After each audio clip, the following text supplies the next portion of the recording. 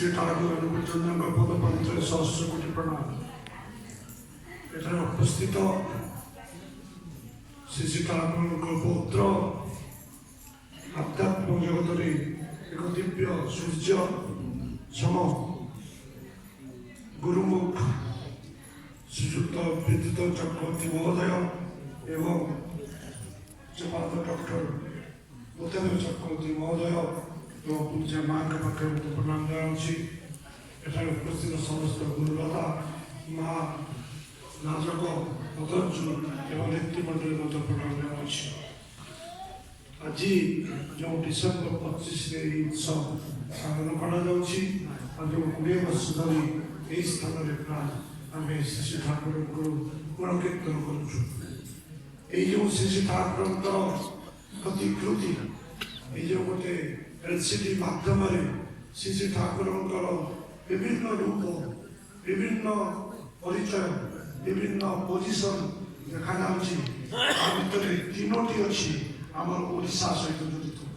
ପ୍ରଥମେ ହେଉଛି ଶ୍ରୀ ଠାକୁର ଯେତେବେଳେ ଆସିଥିଲେ ପୁରୀ ସମୁଦ୍ର କୂଳରେ ଶ୍ରୀ ଠାକୁରଙ୍କର ଏ ଯେଉଁ ପ୍ରତିକୃତି ଦେଖାଯାଉଛି, ମୋତେ ଜଣେ କହିଥିଲେ, ଭକ୍ତ କହିଥିଲେ, ଏଇ ପ୍ରତିକୃତି ହେଉଛି ଶ୍ରୀ ଠାକୁରଙ୍କ ଅସଲ ପ୍ରତିକୃତି। ମୁଁ ସେଥିରେ ବୁଝିପାରୁନଥିଲି କଥାଟା। ଠାକୁରଙ୍କର କଚ୍ଛା ଖୋଲିଲେ ଏବଂ ସମୁଦ୍ର କୂଳରେ ଠିଆ ହେଇଥିଲେ। ଶ୍ରୀ ଠାକୁର ନିଜେ କହିଛନ୍ତି ପରମ ପିତା ପ୍ରକୃତ ପ୍ରତିକୃତି। এই ফটো যেতে উঠিলা শ্রী ঠাকুর সে ফটো নিয়ে মুন্ড ছুঁইলে, କହିଲେ ଇଏ ହେଉଛି ପରମ ପିତା ପ୍ରକୃତ ପ୍ରତିକୃତି। এই ଫଟୋ ବିଷୟରେ ବହୁତ କଥା ମୁଁ ଆଉ ସମୟ ନଷ୍ଟ ନେବିନି, କିନ୍ତୁ ମୋତେ ଜଣେ କହିଥିଲେ ମୁଁ ବୁଝିପାରୁନଥିଲି। କାରଣ ଠାକୁର କଚ୍ଛା କରିଦେଇଥିଲେ, ସେଟା ମଧ୍ୟ ମୁଁ ଭାରତୀ ଠାକୁର ଲୁଙ୍ଗି ପିନ୍ଧିଲା କ'ଣ ପିନ୍ଧନ୍ତି, କିନ୍ତୁ ରଜଗୋପାଳ ଦତ୍ତ ରାୟଙ୍କର ପୁସ୍ତକରେ ପଢ଼ିଲି ଯେତେବେଳେ ତାଙ୍କୁ କହିଲେ ଏହା ହେଉଛି ପରମ ପିତାର ପ୍ରକୃତ ପ୍ରତିକୃତି। ଇଏ ହେଉଛି 1 ନମ୍ବର। 2 ନମ୍ବର ହେଉଛି ଆମ ଓଡ଼ିଶାର ଜଣେ ସୁନାମଧନ୍ୟ ପଦ୍ମଶ୍ରୀ ସ୍ୱର୍ଗତ ରାଧାନାଥ ପ୍ରଥମଙ୍କୁ ଶ୍ରୀ ଶ୍ରୀ ଠାକୁର ଏକ ଦଣ୍ଡ ପ୍ରଦାନ କରୁଛନ୍ତି। ଇଏ ଫଟୋ ଦେଖିଲେ ମଧ୍ୟ ଆମକୁ ଖୁସି ଲାଗୁଛି, ଆମକୁ ଅତ୍ୟନ୍ତ ଆନନ୍ଦିତ ଲାଗୁଛି। ତୃତୀୟ ଫଟୋ ହେଉଛି ଆମ ଋତ୍ୱିକ ଦେବତା ସ୍ୱର୍ଗତ ସୁଶୀଲ ଦାସ ମହୋଦୟଙ୍କ ସହିତ ଏକ ପ୍ରତିକୃତି ଦେଖାଯାଉଛି। ତାକୁ ଦେଖିଲେ ମଧ୍ୟ ଆମ ହୃଦୟ ଆନନ୍ଦରେ ନାଚି ଉଠୁଛି। এই ଯେଉଁ 3ଟି କଥା କହିଲି, ଶ୍ରୀ ଶ୍ରୀ ଠାକୁର ଅନୁକୂଳଚନ୍ଦ୍ର ତାଙ୍କ ଦିବ୍ୟ ଜୀବନ ଭିତରେ ପାବନରେ ଥିଲେ 58 ବର୍ଷ, ଦେଓଗଡ଼ରେ ଥିଲେ 22 ବର୍ଷ, କଲକତା ମହାନଗରୀରେ କେତେ ଦିନ କଟେଇଛନ୍ତି ମୁଁ କହିପାରିବିନି। ଚତୁର୍ଥ ହେଉଛି ପୁରୀ ଧାମ, ସେଠାରେ ମାସାଧିକ କାଳ। ଯାହା ହଉ ଏ ଫଟୋଟା ଦେଖିଲେ ଆମ ଅନ୍ତର ଆନନ୍ଦରେ ନାଚି ଉଠୁଛି। ଆଜିକା ଯେଉଁ ବିଷୟବସ୍ତୁ ହେଉଛି, ସେ ବିଷୟବସ୍ତୁ ହେଉଛି ଭଗବାନ କୃଷ୍ଣଙ୍କର ମୁଖନିସୃତ। ଯେତେବେଳେ ଗୀତା ସର୍ବ ଧର୍ମ ବିଧି, ଗୀତାକୁ ମୁସଲମାନ ମଧ୍ୟ ପୂଜା କରନ୍ତି, ଗୀତାକୁ ଖ୍ରୀଷ୍ଟିଆନ ମଧ୍ୟ ପୂଜା କରନ୍ତି। ଗୀତା ହେଉଛି ପୃଥିବୀର ସର୍ବଜନ ବିଦିତ ଗ୍ରନ୍ଥ। କୁରୁକ୍ଷେତ୍ର ଯୁଦ୍ଧ, ହରିୟାଣା କୁରୁକ୍ଷେତ୍ର ଯୁଦ୍ଧରେ ଗୋଟେ ରବିବାର ଦିନ ହୋଇଥିଲା ଏ ଯୁଦ୍ଧ ଆରମ୍ଭ ହୋଇଥିଲା। ଗୀତା ଭଗବାନ କୃଷ୍ଣ ଯେଉଁ ଅର୍ଜୁନଙ୍କୁ କହିଛନ୍ତି ତାହା ହେଉଛି 45 ମିନିଟ୍, ଅର୍ଥାତ୍ ଚକ୍ରପଟ ଧ୍ୟାନ କରିବା ପାଇଁ ଶ୍ରୀ ଠାକୁର କହିଛନ୍ତି ଅନ୍ତତଃ ପକ୍ଷେ 45 ମିନିଟ୍ ଧ୍ୟାନ କର, 3 ଥର କର, ଥରେ କଲେ 45 ମିନିଟ୍ସ। ଏଥିରେ 700 ଶ୍ଲୋକ ଅଛି। 700 ଶ୍ଲୋକରୁ ଭଗବାନ କୃଷ୍ଣ କହିଛନ୍ତି 574 ଶ୍ଲୋକ। ଆଉ ପ୍ରଶ୍ନ ଅର୍ଜୁନ ପଚାରୁଛନ୍ତି, ଆଉ କିଛି ପ୍ରଶ୍ନ ସଞ୍ଜୟ କହିଛନ୍ତି, ଆଉ ଗୋଟିଏ ପ୍ରଶ୍ନ ପଚାରୁଛନ୍ତି ଧୃତରାଷ୍ଟ୍ର, ସେ ଜନ୍ମାନ୍ଧ ହୁଅନ୍ତି ପିତୃ ମୋହରେ ମଧ୍ୟ ବୃତ୍ତି ପ୍ରବୃତ୍ତି ଅନ୍ଧ। এই গীতারে যা কুହାଯାଇଛି ଯୁଦ୍ଧକ୍ଷେତ୍ର ବର୍ଣ୍ଣନା। ଏବେ ବହୁ 7000 ବର୍ଷ ପୂର୍ବେ এই ଗୀତା ଭଗବାନ କୃଷ୍ଣ କହିଥିଲେ। ଭଗବାନ କୃଷ୍ଣଙ୍କର ବିଶ୍ୱରୂପ ହେଉଛି ଏହା যে প্রভুଙ୍କ ভিতরে সমস্ত বিশ্ব দেখাযাଉଛି। ଇଏ ହେଉଛି ବିଶ୍ୱରୂପ। ଆଉ ଗୋଟେ ଅଛି ବିଶ୍ୱରୂପ, ଅର୍ଥାତ୍ ସମସ୍ତଙ୍କ ଭିତରେ ବିଶ୍ୱ ଦେଖାଯାଉଛନ୍ତି। ଯେତେବେଳେ ଗୋପୀମାନେ ରାସଲୀଳାରେ ବ୍ୟସ୍ତ ଥିଲେ, ସେମାନଙ୍କୁ ସମସ୍ତ ଜାଗାରେ କୃଷ୍ଣ ଦେଖାଯାଉଥିଲା। ସେ ହେଉଛି ବିଶ୍ୱରୂପ। ଆଉ ବିଶ୍ୱରୂପ ସମଗ୍ର ବିଶ୍ୱ ଭଗବାନଙ୍କ ଭିତରେ ଦେଖାଯାଉଥିଲା। ଭଗବାନ ଅର୍ଜୁନ, ଭଗବାନ କୃଷ୍ଣ ଅର୍ଜୁନଙ୍କୁ ଜ୍ଞାନ ଚକ୍ର ପ୍ରଦାନ କରି ଏ ବିଶ୍ୱରୂପ ଦର୍ଶନ କରୁଥିଲେ। ଦ୍ୱିତୀୟ ବିଶ୍ୱରୂପ ଦେଖା ଦେଇଥିଲେ ଯେତେବେଳେ ଭଗବାନ କୃଷ୍ଣ ଆସିଥିଲେ ପୁରୁଷ ବାଟ 5 ଖଣ୍ଡ ଗାଁ ମାଗିବା ପାଇଁ। ଯେତେବେଳେ ଦୁର୍ଯ୍ୟୋଧନ ଦେଲା ନାହିଁ, ଦୁର୍ଯ୍ୟୋଧନ ଯେତେବେଳେ ଭଗବାନ କୃଷ୍ଣଙ୍କୁ ଭଲ ବ୍ୟବହାର ପ୍ରଦର୍ଶନ କଲା ନାହିଁ ଏବଂ ଏଭଳି ଭାବେ କହିଲା ଯେ ତାହାର ଦୂତମାନଙ୍କୁ ଭଗବାନ କୃଷ୍ଣଙ୍କୁ ବନ୍ଦୀ କରିବା ପାଇଁ, ସେତେବେଳେ ଭଗବାନ କୃଷ୍ଣ ଏହି ବିଶ୍ୱରୂପ ଦେଖେଇଥିଲେ। ତାଙ୍କ ପାଖରେ ଯେଉଁ ସୁଦର୍ଶନ ଚକ୍ର ଥିଲା, ସେ ଚକ୍ର ଜ୍ୟୋତି ଭିତରେ ସମସ୍ତେ ବିଷ୍ଣୁଙ୍କୁ ପ୍ରଣାମ କଲେ। ଦୁର୍ଯ୍ୟୋଧନ ମଧ୍ୟ ସ୍ଥିରିତ ହୋଇଗଲେ। এই বিশ্বরূপ দেখি সারিলা পরে অর্জুন নাম কৌরবী তোমাদি দেব পুরুষ প্রধান, তুমি আদি দেব, তুমি আদি পুরুষ, তুমি আদি পুরাণ।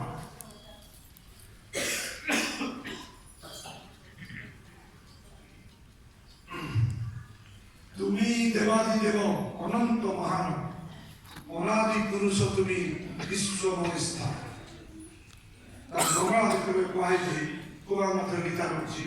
তুমি দেবাদি দেব অনন্ত মহান, অনন্ত অনাদি পুরুষ তুমি বিশ্বময় স্থান। তুমি সর্বজ্ঞাতা, তুমি জ্ঞাতব্য বিষয়, তুমি বিশ্বময়, তুমি বিশ্ব নিরূপম। বায়ু বন্দি যম তুমি, তুমি প্রজাপতি, শশাঙ্ক বর্ণ তুমি অগতির গতি। সম্বন্ধ অধিক আর কি বলিব আমি, পিতামহ ব্রহ্মা যিনি তার পিতা তুমি। নম নম পদ্মাম্বুজে নবী পুনর্বার, সহস্র সহস্রবার করি নমস্কার। অর্থাৎ সমগ্র বিশ্ব যেতেবেলে সে ভগবানଙ୍କ ভিতরে দেখিলে, ভগবান কৃষ্ণଙ୍କ ভিতরে দেখিলে, ସେ କଣ କହିଲେ ଯେ ତୁ ଆଦି, ସେ ଆଦି ପୁରୁଷ। ଭଗବାନ ସେଟା ଗୌରଚନ୍ଦ୍ର କହିଛନ୍ତି ଯେତେବେଳେ କିଛି ନଥିଲା ସେତେବେଳେ ମୁଁ ଥିଲି। ପୁଣି ମୋର ଇଚ୍ଛା ହେଲା ବହୁ ହବାକୁ, ତେଣୁ ମୋର ବିଗ୍ରହ ହେତୁ ଭଗବାନ ନିଜେ ବହୁ ରୂପରେ ଆବିର୍ଭୂତ। ସ୍ଥାବର ଜଙ୍ଗମ କୀଟ ପତଙ୍ଗ ମଣିଷ ସମସ୍ତ ମିଳିତ ସେଇ ଆତ୍ମା ବିଦ୍ୟମାନ। ତେଣୁ ସେ ହେଉଛନ୍ତି ଆଦି ଦେବ, ଆଦି ପୁରୁଷ ଏବଂ ଆଦି ପୁରାଣ। ଯେତେବେଳେ ଭଗବାନ 5 ଖଣ୍ଡ ଗାଁ ମାଗିବାକୁ ଯାଇଥିଲେ ଦୁର୍ଯ୍ୟୋଧନ ପୁରୁଷ ବାହାକୁ, ସେବେ ସାଧନ କଲେ ଏବଂ ସେତେବେଳେ ତାଙ୍କର ସୁଦର୍ଶନ ଚକ୍ର ଭଗବାନ କୃଷ୍ଣ ଦେଖାଏ। ଶ୍ରୀ ଠାକୁର ମଧ୍ୟ ସତ୍ୟ ଗୀତାରେ ଯେଉଁ ବର୍ଣ୍ଣିତ ଅଛି, ଏ ସମସ୍ତ ବର୍ଣ୍ଣନା ସତ୍ୟାନୁସାର ଅଛି। ଭଗବାନ କୃଷ୍ଣ ଯେତେବେଳେ ଦେଖିଲେ, ଅର୍ଜୁନ ତାଙ୍କୁ କହିଲେ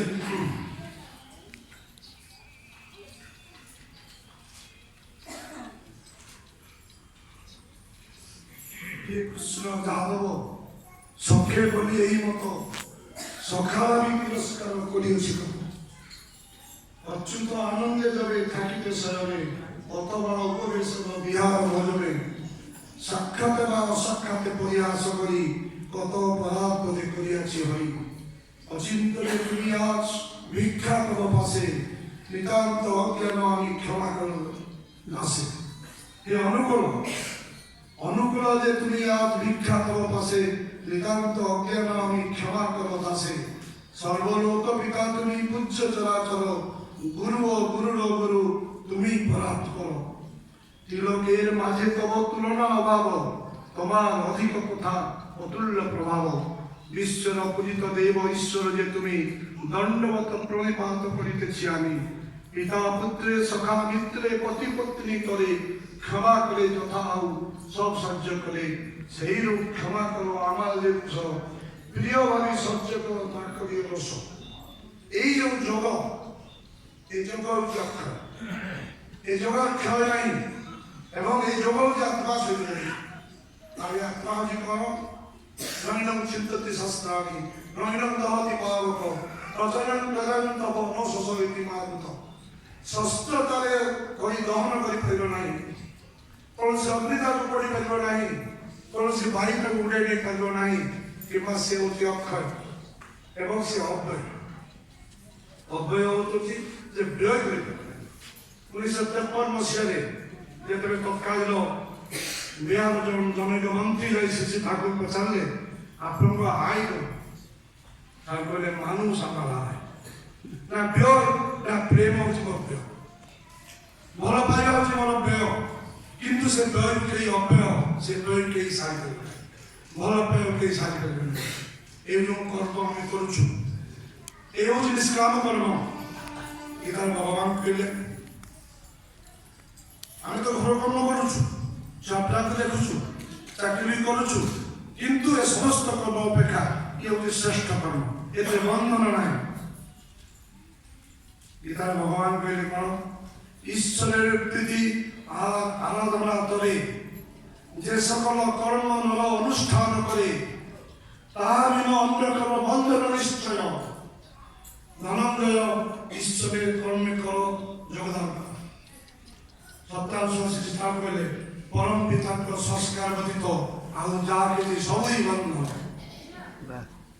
ঈশ্বরের প্রীতি এবং আরাধনা করে যে সকল কর্ম নরে অনুষ্ঠান করে তাহা ভিন্ন অন্য কর্ম বন্ধন নিশ্চয় ঈশ্বরের তরে কর্ম কর ধনঞ্জয় সে সত্যাংশ কইলে কোন সদ্গুরু শরণাপন্ন সতরাম মনন কর আর সৎসঙ্গ আশ্রয় কর নিশ্চয় কই দଉଛି তুম গাঁও তোমার উন্নয়ন পাই ভাবে কেবল নাই ভগবান কৃষ্ণ কইলে জানিও ধনঞ্জয় একথা নিশ্চয় আমার ভক্তর বিনষ্ট কখনো না হয় জানিও ধনঞ্জয়ের একথা নিশ্চয় কখনো আমার ভক্ত বিনষ্ট না হবে ମୋ ଭକ୍ତ କଦାପି ନଷ୍ଟ ହେବ ନାହିଁ ସେ ନିଶ୍ଚୟ ଉତ୍ତମ ଜ୍ଞାନକୁ ଆଗେଇ ଆଗେଇ ଯିବ ଏବେ ଏଇ ଯେଉଁ ଶ୍ରୀ ଠାକୁରଙ୍କୁ ଉପଲବ୍ଧି এই উপলব্ধি ପାଇଁ ଏକ ନିର୍ଦ୍ଦିଷ୍ଟ ପନ୍ଥା ରହିଛି ଜଗନ୍ନାଥ ନିଷ୍କୃତି ସ୍ୱସ୍ତମୀ ସହସା ଭଗବାନ କୃଷ୍ଣ ଯେତେ ଅର୍ଜୁନ କଥା କହିଲେ ତାକୁ କହିଲେ ଯେ ଏସବୁ କଥା ଅର୍ଜୁନ କହିଲେ ମୁଁ ଏସବୁ କାହାକୁ କହିନା ମୁଁ ସୂର୍ଯ୍ୟଙ୍କୁ କହିଥିଲି ଆଚାର୍ଯ୍ୟଙ୍କୁ କହୁଛି ଅର୍ଜୁନ ପଚାରିଲେ ଇଏ ତ ଏଇ ଗୋଟେ ଜନ୍ମରେ ଆପଣ ପରିଚୟ ଆପଣ ସୂର୍ଯ୍ୟ କେମିତି କହିଲେ ତେବେ ଭଗବାନ କୃଷ୍ଣ କହିଲେ ଠାକୁର ସେୟା କହିଲେ কৃষ্ণ কইলে তোমার আমার ভক্ত বহুজন্মগত শেষ করা জানো তুমি আমি অবগত জন্মহীন অবিনাশী ভূত মহেশ্বর জানিয়াও দেখো আমি ভক্ত ধনুদ্ধর সিও বহি মানে আসি উদ্ধৃত হইতে এই উদ্ধৃত শব্দ সৎসঙ্গ আমার থেকে উদ্ধৃত হয়েছে গীতার যে শব্দ সত্যানুসরণ ঠাকুরଙ୍କର সেই শব্দ ଆଉ କହିଲେ ତୁମି ତଜାତ ସନ୍ତାନ ସେ ନିଜକୁ ନିଜେ ଉଦ୍ଧୃତ କରିଛନ୍ତି ସେ ନିଜକୁ ନିଜେ ପ୍ରକାଶ କରୁଛନ୍ତି ତେବେ ଆମକୁ ସେଟା ଜଣା ନାହିଁ ସିଓ ମହିମାରେ ଆସି ନିଜ ମହିମାର ମାୟା ବୟସ ଉଦ୍ଭୂତ ହେବ ଏ ଯେଉଁ ମାୟା କଥା ହଉଛି ମାୟା ଅର୍ଥ ଆମକୁ ଘେରି ରହିଛନ୍ତି ଆମେ ନିଜକୁ ନିଜେ ଆମର ବୃତ୍ତି ପ୍ରବୃତ୍ତି ଦ୍ୱାରା ନିଜକୁ ଘେରି ରହିଛୁ ସେ ମାୟା ଯେତେବେଳେ ଭଗବାନ ରାମକୁ କୌଶଲ୍ୟାଙ୍କର କୁଳଚକ୍ରରେ ପଡ଼ି ଭଗବାନ ରାମ ଯେତେବେଳେ ଜଙ୍ଗଲକୁ ଗଲେ ସେତେବେଳେ କୌଣସି ଅଳଙ୍କାରୀ କୌଣସି ରାଜମୂଲ୍ୟ ଅଳଙ୍କାରୀ ନଥିଲେ ଯେତେବେଳେ ନୌକା ପାର ହେଲେ ତାଙ୍କୁ ସେ ମୁଦି ଯାଚିଲେ କହିଲେ ମୁଦି ନୁହେଁ ସେମାନେ ଆଜ୍ଞା ପ୍ରଭୁ ମୁଦି ଦେବିନି ମତେ ମୋ ସଂସାର ପାର କରିଦେବେ ସେ ମୁଦି କୋଉଠୁ ଆସିଲା କାରଣ କୌଶଲ୍ୟା ତାକୁ ଛାଡ଼ି ଦେଇଥିଲେ ଜଙ୍ଗଲକୁ ପଠେଇଲେ ଏକ ବସ୍ତ୍ରରେ ସେମାନେ ଗଲେ ଯେତେ ନୌକା ପାରେ ସେ ମୁଦି ଦେଲେ ସେ ମୁଦି କୋଉଠୁ ଆସିଲା ସେ ନାବିକ କହିଲା ଆଜ୍ଞା ପ୍ରଭୁ ମୁଁ ନୌକା ମୁଦି ନେବି ମତେ ଭବ ସଂସାର ପାର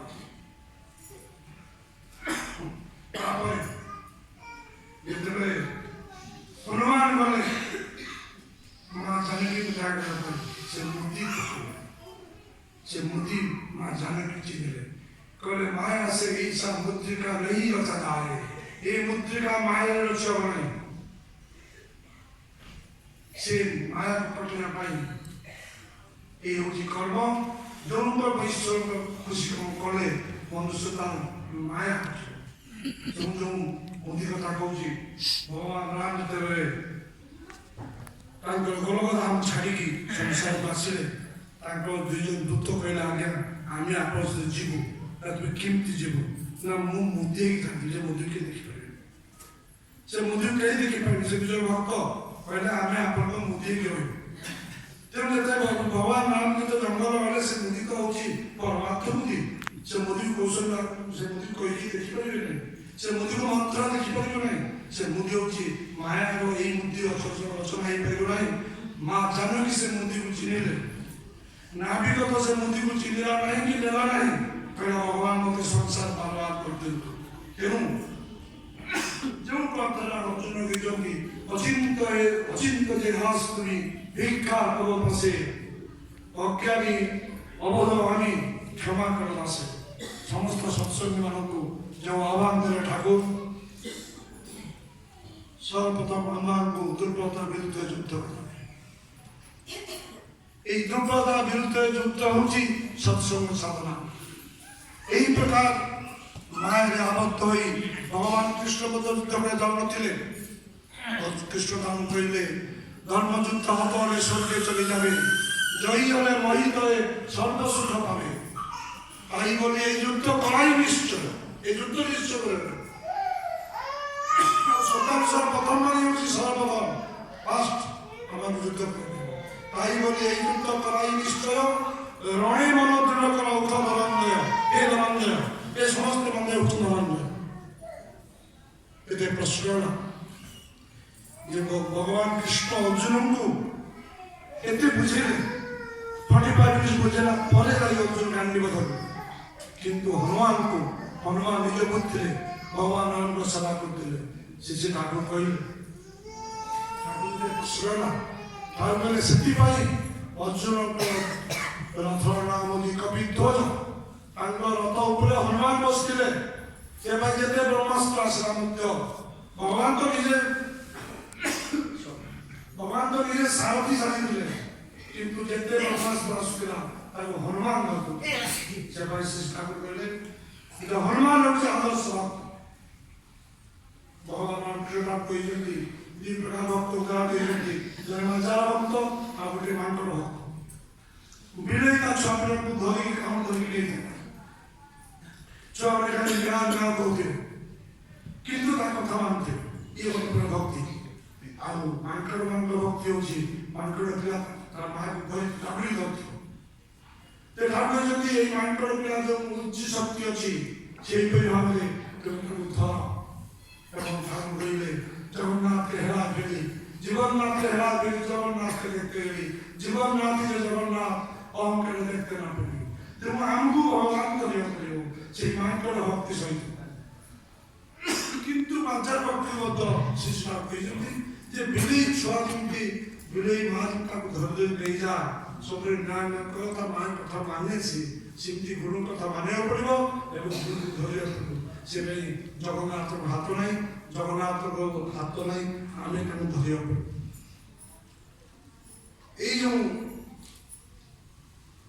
ବିଶ୍ୱରୂପ ସେ ଠାକୁର ତାଙ୍କ ଯେ ଭକ୍ତ ସାରବଦ୍ଧ ବିଶ୍ୱରୂପ ପ୍ରଦର୍ଶନ କରୁଛନ୍ତି ବିଭିନ୍ନ ଶାସ୍ତ୍ରରେ ଲେଖା ହେଇଛି ପାବନା ଯେଉଁ ସ୍ଥାନରେ ଭଗବାନ ଜନ୍ମ ନେଇଥିଲେ ପାବନା ସେଇ ନଦୀ ପାବନା ସେଇ ପଦ୍ମା ନଦୀ ତାର ପାଣି ତା ପବନ ତା ମାଟି ସରସ୍ୱ ଘରରେ ସମ୍ରାଟ ଘରରେ ଭଗବାନଙ୍କ ଗୁଣ କୀର୍ତ୍ତନ କରୁଛି ଯେଉଁଥିପାଇଁ ବାଂଲାଦେଶରେ ଆଜି ତାଙ୍କର ଶ୍ରୀ ଠାକୁରଙ୍କ ଜୀବନୀକୁ ଏକ ମୁସଲିମ କଣ୍ଟ୍ରିରେ ତାଙ୍କୁ ପଢ଼ିବା ପାଇଁ ବାଧ୍ୟତା କରିଛନ୍ତି ଅପ୍ ଟୁ 11 ପର୍ଯ୍ୟନ୍ତ ଶ୍ରୀ ଠାକୁର ଅନୁଚନ୍ଦ୍ରଙ୍କ ଜୀବନୀ ପଢ଼ିଛନ୍ତି ସେ ମାଟି ସେ ପାଣି ସେ ପବନ ଠାକୁର ବାରମ୍ବାର କହିଛନ୍ତି ତାହା ଅତି ପବିତ୍ର ପାତାଳର ଯେଉଁ ସ୍ଥାନରେ ଭଗବାନ ଯୀଶୁ ଜନ୍ମଗ୍ରହଣ କରିଥିଲେ ଶ୍ରୀଷ୍ଠାର କହିଲେ ଆଜି ହେଉଛି ଡିସେମ୍ବର 25 ସେହି ସ୍ଥାନରେ ଗୋଟେ ନକ୍ଷତ୍ର ଜ୍ୟୋତି ଥିଲା যে জ্যোতিକୁ ଦେଖି ଦେଖି ଭାରତରୁ ଆର୍ଯ୍ୟ ସଭ୍ୟତା ମନୁଷ୍ୟ ମାନେ ସେ ନକ୍ଷତ୍ର ଧାରଣରେ ଯେ ନକ୍ଷତ୍ର ଯୋଉଠି ଅଛି ସେଠି ଭଗବାନ ଜନ୍ମ ନେବେ। ତ ସେମାନେ এই ଏସିଆ ମହାଦେଶରୁ ମନୁଷ୍ୟ ମାନେ ଯାଇ ସେଠି ସେଇ ଭଗବାନଙ୍କୁ ସନ୍ଧାନ କରୁଥିଲେ। ଯେତେବେଳେ ଶିଶୁ ତାହାକୁ ଜନ୍ମ ନେଇଥିଲେ ସେମିତି ଏକ ଜ୍ୟୋତି ନକ୍ଷତ୍ର ସେ ପାବନାର ମାଟି ଉପରେ ଆକାଶ ଉପରେ ଜ୍ୱଳନ୍ତର ପ୍ରତିଭାତ ହେଉଥିଲା। ବିଭିନ୍ନ ସମୟରେ ଶିଶୁ ଠାକୁରଙ୍କର ଶଙ୍ଖ ଚକ୍ର ଗଦା ପଦ୍ମ ଧାରଣ କରି ଭକ୍ତମାନଙ୍କୁ ଦର୍ଶନ କରିଛନ୍ତି ବିଭିନ୍ନ ପୁସ୍ତକରେ ଲେଖାଯାଇଛି।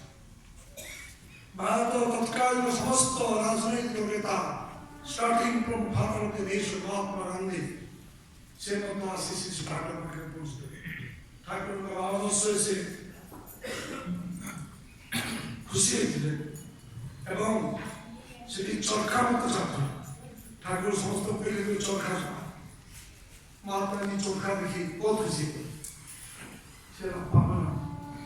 ଦୁଇ নম্বର କଲିକତା ମହାନଗରୀରେ ଥରେ ଶିଶୁ ଠାକୁର ଥିଲେ। ଠାକୁର ଦେହଟିଙ୍କର ଖରାପ ଥିଲା, ତାହା ଶୁଣି ମହାତ୍ମାଜୀ ତାଙ୍କୁ ଦୀକ୍ଷା ଦେଇଥିଲେ। ମହାତ୍ମା ଆଣ୍ଡ ଶିଶୁ ଠାକୁର ଯେତେବେଳେ ଠାକୁର ଦୀକ୍ଷା କଲେ ଗୀତାରେ ଠାକୁର ଅଛନ୍ତି ମାତ୍ର ଗୀତାର ଗଲେ ତା ଖଟରେ ବସିଲେ। ଯେମିତି ଠାକୁର ମହାତ୍ମା ଠାକୁର ଖଟରେ ବସିଛନ୍ତି ଠାକୁରଙ୍କ ବାରକ ସୁଲଭ ଚପଳତା ଠାକୁର ଅତ୍ୟନ୍ତ ସରଳ ଆସି ତାଙ୍କ କୋଳରେ ଶୋଇଗଲେ। Can you imagine since Thakur was sleeping in the lap of Father Dinesh?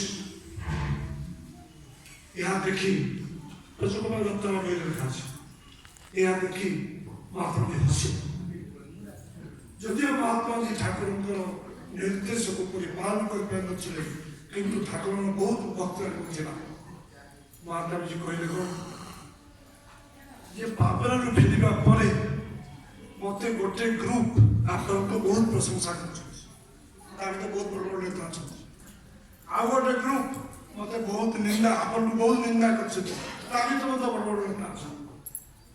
ମହାତ୍ମାଜୀ ହସିଲେ, ଠାକୁର ମଧ୍ୟ ହସିଲେ। ଠାକୁର ତା ଶୁଣି ମତେ ଜଣାପଡୁଛି ଯେ ମୋ ପ୍ରଶଂସା ତ ଦୂରର କଥା, ମୋ ଯଦି ନିନ୍ଦା କେହି କରିଥିବ ତାହେଲେ ନିଶ୍ଚୟ ସତ୍ସଙ୍ଗର କାମ ଆରମ୍ଭ ହେଇଛି, ପରମ ପିତାର କାମ ଆରମ୍ଭ ହେଇଛି। ସେପାଇଁ ମତେ ନିନ୍ଦା କରୁଛନ୍ତି। This is approach. କେହି ଜଣ ନିନ୍ଦା କଲେ ଆମେ ରାଗିଯାଉ, କେହି ଜଣ ନିନ୍ଦା କଲେ ଆମେ ଦୁଃଖ ହେଇଯାଉ। ଦିସ୍ ଇଜ୍ ଆପ୍ରୋଚ୍ ଅଫ୍ ଶିଶୁ ଠାକୁର। And ମହାତ୍ମାଜୀ told ମହାତ୍ମାଜୀ ଠାକୁରଙ୍କୁ ବିଜୟ ଦେଖାଥିଲା। ତୃତୀୟ ବାର ସୁଶୀଲ ଚନ୍ଦ୍ର ବସୁ ସାବରମତୀ ଆଶ୍ରମକୁ ଯାଇ ଘଣ୍ଟାଧିକ କାଳ ସତ୍ସଙ୍ଗ ଫିଲୋସଫି ଉପରେ ମହାତ୍ମାଜୀ କହିଛନ୍ତି। ଇଏ ହେଉଛି ଭାରତ ତତ୍କାଳୀନ ନେତୃବୃନ୍ଦଙ୍କ ସମ୍ବନ୍ଧରେ ଶିଶୁ ଠାକୁର। ତାପରେ ହେଉଛି ଯେ ଶିଶୁ ଠାକୁର ବିଶ୍ୱ ଆପଣ ଜାଣିଥିବେ ଯେତେବେଳେ ପାବନାରେ ସେତେବେଳେ ମୁସଲିମ ମାନେ ବହୁତ ଚେଷ୍ଟା କରୁଥିଲେ ଆଶ୍ରମକୁ ଭାଙ୍ଗିଦେବା ପାଇଁ। ଦିନ ସନ୍ଧ୍ୟାରେ ବନ୍ଧ ପାଖରେ ସହସ୍ର ମୁସଲିମ ଆସିକି ବନ୍ଧ ପାଖରେ ଠିଆ ହେଲେ। ଠାକୁର ନିଜେ ଏକାଗ୍ରତାରୁ ଫେସ କଲେ। ଭଗବାନ କୃଷ୍ଣଙ୍କର 7 ଲକ୍ଷ ସୈନ୍ୟ ଥିଲା। କୃଷ୍ଣ ସେନା ଠାକୁରଙ୍କର ପ୍ରତି ସେ ସେନା ଅଛି ଥିଲା ରହିବ। ସେ ସେନା ମାନେ ଘୋଡ଼ା ଶବ୍ଦ ହେଲା ସେମାନେ କରିପାର। ଏ ବିଷୟରେ ଠାକୁର କୋଉଠୁ ସେନା ଆସିଲେ ସେଠାକୁ କିଛି କହିନାହାନ୍ତି। ହୁଏତ ଏହା ହେଇପାରେ ଯେ ଜଗତର ସମସ୍ତ ଐଶ୍ୱର୍ଯ୍ୟ ଜାଣିବା ଫଳ କର୍ମ ଯାହାଙ୍କ ଭିତରେ ସହଜ ଉତ୍ସାହିତ ତାଙ୍କ ଦ୍ୱାରା ଅସମ୍ଭବ ହେଇପାରେ। ସୁଚେ କୃତ ଚିତ୍ର ବୋଧେ ନୀତି କଥା ସେ ଚାହିଁଲେ ବରୁଣରେ ମଧ୍ୟ ଉଠେଇ ପାରିବେ, ସେ ଚାହିଁଲେ ମଧ୍ୟ ହାତୀକୁ ମଧ୍ୟ ସୁଶୀଲ କୃତ ନେଇପାରିବେ। ଇଏ ହେଉଛି ଠାକୁରଙ୍କର ଭଗବତ୍ତା। ଭଗବାନ କୃଷ୍ଣ ଯାହା କହିଥିଲେ ଠାକୁର ସେୟା କହିଛନ୍ତି। ଭଗବାନ କୃଷ୍ଣ ଯେମିତି ଜୀବନଯାପନ କରୁଥିଲେ 7000 ବର୍ଷ ପୂର୍ବରୁ କୃଷ୍ଣଙ୍କର ଗୋଟିଏ ପ୍ରତିମୂର୍ତ୍ତି ଆମେ ଦେଖୁଛୁ। ଠାକୁରଙ୍କର ସହସ୍ର ସହସ୍ର ପ୍ରତିମୂର୍ତ୍ତି ଆମ ପାଖରେ ଅଛି। ତାଙ୍କର ପୁରୁଷୋତ୍ତମ ଆତ୍ମଜଗନ୍ନାଥ ଆମ ପାଖରେ ଅଛନ୍ତି। ଠାକୁର ବାରମ୍ବାର କହିଛନ୍ତି ଯେଉଁମାନେ ତାଙ୍କ ବଂଶ ଜନ୍ମ ନେଇଛନ୍ତି ଏବଂ ଦେବେ ସେମାନେ ମନୁଷ୍ୟ ସମାଜର ପୂଜ୍ୟ ସେମାନେ ମନୁଷ୍ୟ ସମାଜକୁ ମାର୍ଗଦର୍ଶନ କରିବେ।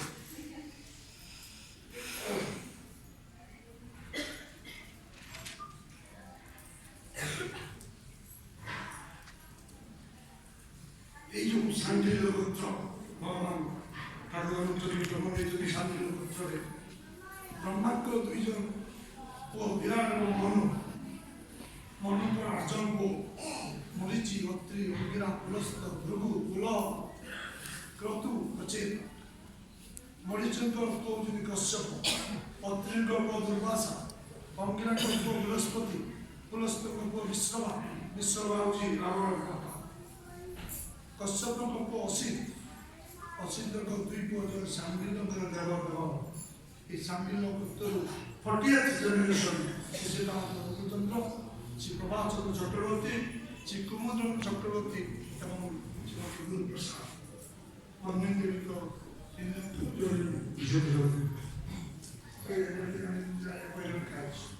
ତେଣୁ ଏ ଯେଉଁ ସାନ୍ନିଧ୍ୟ ପୁତ୍ରରେ ଭଗବାନ ଜନ୍ମ ନେଇଛନ୍ତି ସେ ହେଉଛି ସୂର୍ଯ୍ୟବଂଶ, ଭଗବାନ ନାମ ତ ସୂର୍ଯ୍ୟବଂଶ। ତେଣୁ ଆମା ଅବଜ୍ଞା କରି ନଳଦେହ ସର୍ବଭୂତ ମହେଶ୍ୱର ତତ୍ତ୍ୱ ନେଇ ଆମେ ତାଙ୍କୁ ସାଧାରଣ ମଣିଷ ହିସାବରେ ଭାବୁଛୁ, ସେପରି ଅବଜ୍ଞା କରୁଛୁ। ଯେମିତି ଭଗବାନ କୃଷ୍ଣ ଅବଜ୍ଞା କରିଥିଲେ, ଭଗବାନ କୃଷ୍ଣ ସେ କହିଲେ ଯେ ଆମା ଅବଜ୍ଞା ଅବଦାନନ୍ତି ଆସିବା ଆମେ ମୂଳ ବ୍ୟକ୍ତି ଆମା ଅବଜ୍ଞା କରି ନଳଦେହ ସର୍ବଭୂତ ମହେଶ୍ୱର ତତ୍ତ୍ୱ ନାହିଁ ଜାଣିପାରୁ। এই জানিবার মাত্র হচ্ছে দীক্ষা, যাদের কথা ঈশ্বরকে সুস্থ কথা আমার দীক্ষা অনুসরণ। যেহেতু আমি জানিপারু না সেপাই কইবে ধর্ম অধর্ম বিচার ধর্ম পাব ନାହିଁ ধর্ম চাকরি ନାହିଁ।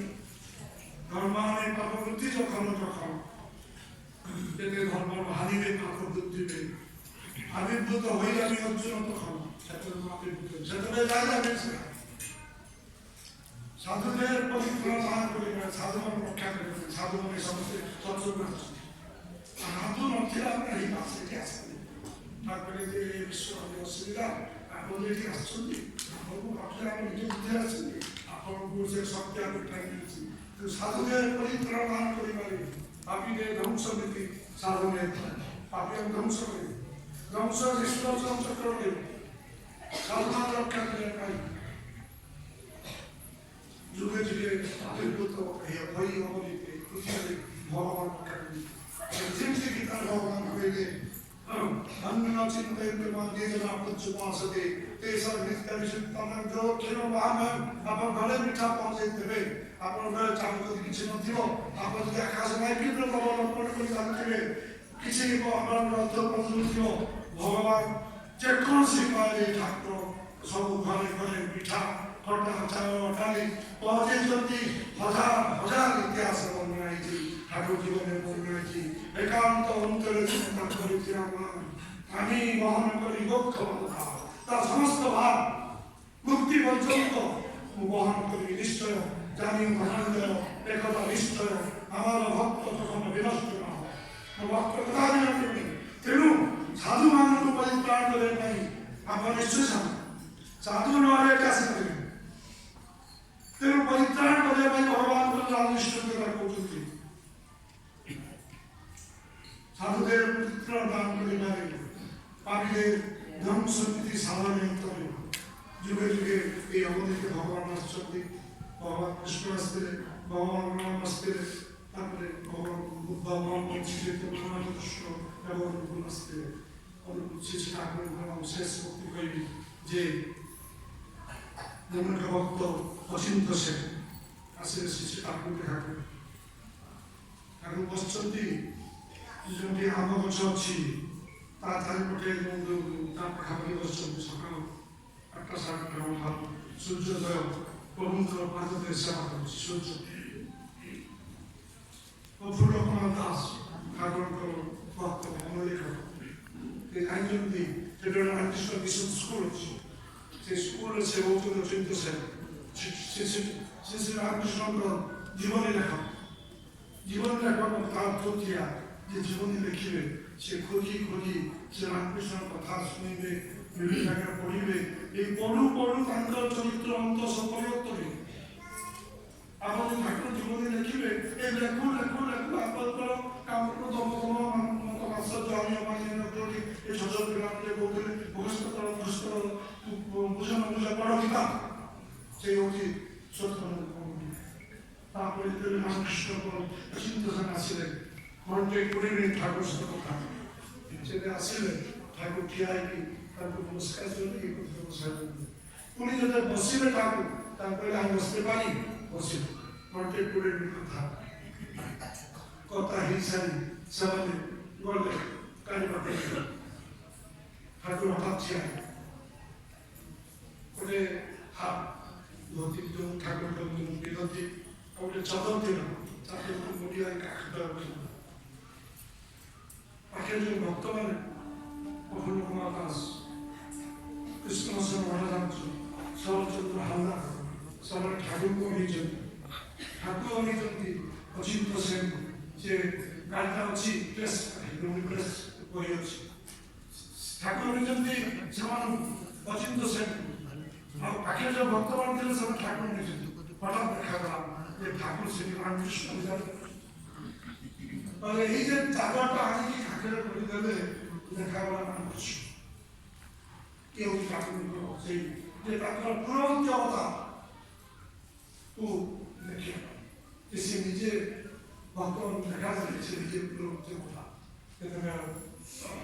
তথা যুগের হনুমান যে নারদ প্রচার যে আপনাকে যদি শ্রীরাম শ্রীরাম আমার যে কৃষ্ণ ହେଇଗଲାଣି ତ ଆମ ଆସି କୃଷ୍ଣଙ୍କ ଅବତାର ହେଇଗଲାଣି ମୁଁ ତ ରାମକୁ ଦେଖୁଛି ଚାଲ ଦେଖା କରିବନି ডাকলে শুনবি ঈশ্বরের ডাক আসছে তার কাছে তো সঙ্গে যোগান দিয়ে ধন ভাববি ভক্তরে কদর করবি ঈশ্বরের খবর তুমি বিশ্বাসী প্রণয়ন করা ডাকদের কাছে এসো না হলে দাঁড়ো জোরে চাই কালি আসুন নবমী জীবিত না কম করে না আমি জীবিত সুদ্ধা ওদের তার জন্ম কাম করি এই আমি ভালোবাসি সেটা দেখিও তার ভক্তরা হচ্ছে এক সন্তে ছিল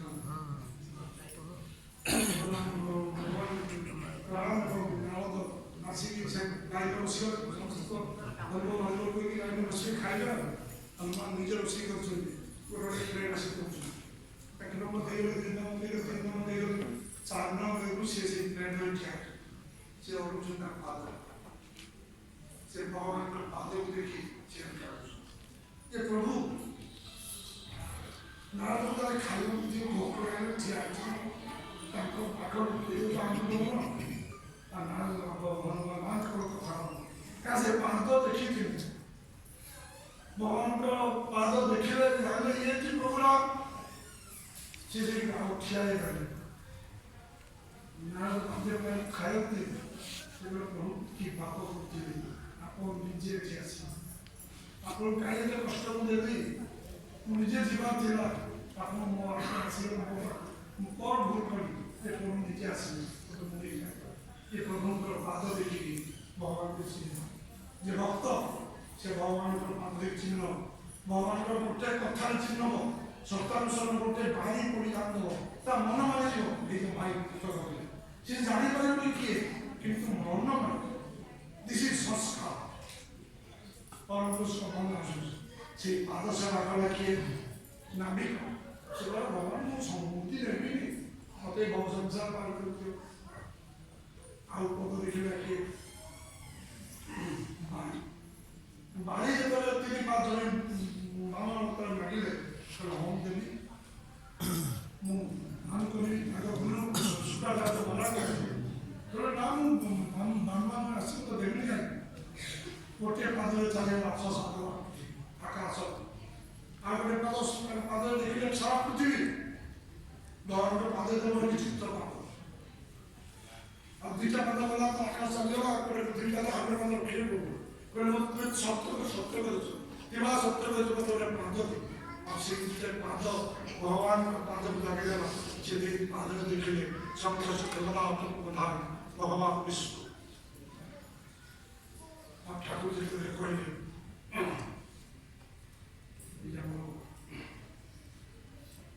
पंचांग मो पचास पुलिस का रास्ता जाऊँ तो पाखे ମହତ୍ୟାଗ କରିଛନ୍ତି ପଞ୍ଚାନନ ଠାକୁର ଆଗେ ଚାହୁଁଛନ୍ତି ପଞ୍ଚାନନ ପଛରେ ଚାହୁଁଛନ୍ତି କିଛି ଠାକୁର ଏରିଆଟା କ୍ଲୋଜ୍ କରିଗଲା ଠାକୁର ପଚାରିଲା କିଛି ମହଲ ଶୁଣିବ ରାଜା ମୁଁ କିଛି ମୁଁ ଆପଣଙ୍କ ପାଖକୁ ଚାଲିଯିବ ସେଥିପାଇଁ କହିଥିଲେ ଯେ ମାର ଗ୍ରନ୍ଥ କାଢ଼ି ଆଉ ଭଗବାନଙ୍କ ପାଦ ఇది సమస్య ప్రసిద్ధి